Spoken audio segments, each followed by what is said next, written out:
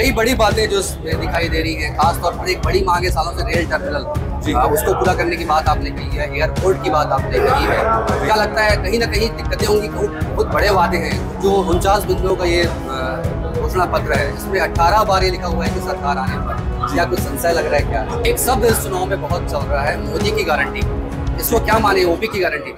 Seat से भाजपा प्रत्याशी OP Chaudhary ने आज घोषणा पत्र अपना जारी किया है। 49 बिंदुओं का ये घोषणा पत्र है।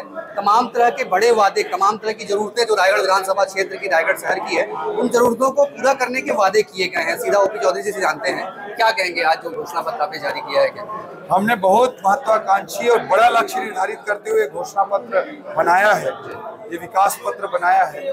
और मुझे पूरा भरोसा है कि रायगढ़ के जनता के आशीर्वाद से और उनकी ऊर्जा से आने वाले समय में रायगढ़ के लिए जो मेरा सपना है, जो मेरा विजन है, उसको पूरा कर पाएंगे।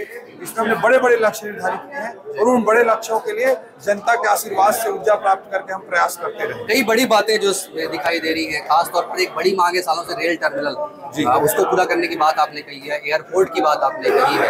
क्या लगता है कहीं ना कहीं दिक्कतें होंगी? बहुत बड़े वादे हैं, इनको पूरा करने के लिए क्या लगता है? निश्चित रूप से बड़े वादे हैं, बड़े लक्ष्य हैं, बट हम जब तक बड़ा सोचेंगे नहीं, रायगढ़ को ज्यादा ऊंचाई पर ले जा कैसे पाएंगे? मैं जनता की ताकत से ये सपने देखने की ताकत रख पा रहा हूँ और पूरा प्रयास रहेगा, मेरा तन मन धन समर्पित रहेगा, मेरे जीवन का पल पल और कण कण समर्पित रहेगा कि रायगढ़ के लिए ये सारी चीजें हम आने वाले समय में सुनिश्चित कर पाएं। एक शब्द इस चुनाव में बहुत चल रहा है, मोदी की गारंटी।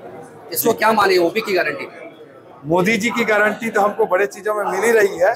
ओपी भी पूरा प्रयास करेगा कि रायगढ़ को एक नई ऊंचाई पर लेकर जाए। एक जो 49 बिंदुओं का ये घोषणा पत्र है, इसमें 18 बार ये लिखा हुआ है कि सरकार आने पर, क्या कुछ संशय लग रहा है क्या?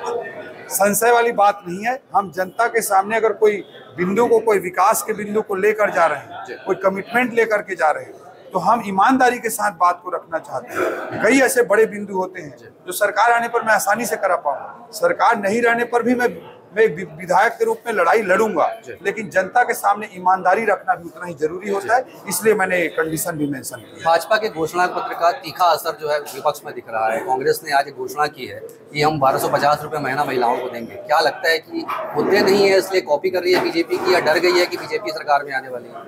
छत्तीसगढ़ में भारतीय जनता पार्टी का आना, सरकार बनना तय हो गया है।